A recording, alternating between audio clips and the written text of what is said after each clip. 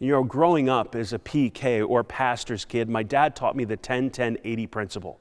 The first 10% of what I earned went to God, otherwise known as the tithe, that 10% first fruits gifts that talks about in Scripture.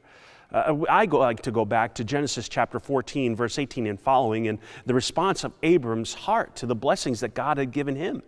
The next 10% went to savings, which meant that I would live within my means with the remaining 80%. I would even have different compartments labeled in my desk drawer to indicate which pile went where. You know, at first I was pretty excited about putting my money into each category, cheerfully bringing my gift to the church, watching my balance in my bank account grow, and dreaming about what I would buy with what was left. Well, thankfully, my parents didn't charge me room or board in elementary school, so it was most likely more like Star Wars figures and He-Man stuff. But there was a joy in giving. I was happy to return to God a portion of what He had entrusted to me, as everything I had rightly belonged to Him. And as I got a little bit older, I continued the practice of divvying up my checks into each account.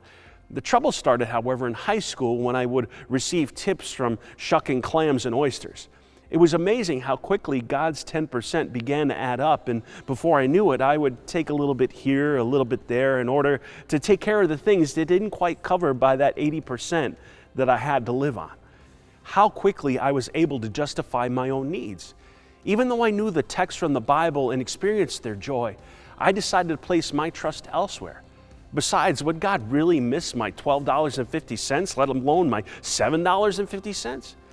Yet as I grew older, I came to realize once again the blessing and invitation that God was inviting me to be a part of the work of His kingdom. You see, by giving God our first fruits, we acknowledge Him as the owner of it all. And this act of worship, giving with a cheerful heart, not only blesses us, but it also blesses others.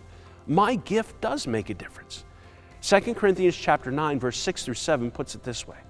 The point is this: the one who sows sparingly will also reap sparingly, and the one who sows bountifully will also reap bountifully. Each of you must give as you have made up your mind, not reluctantly or under compulsion, for God loves a cheerful giver. And God is able to provide you with every blessing in abundance, so that by always having enough of everything, you may share abundantly in every good work. You see, when we give God our first and our best, God will bless the remainder, and this promise not only applies to our money, but also our time as well as our talents.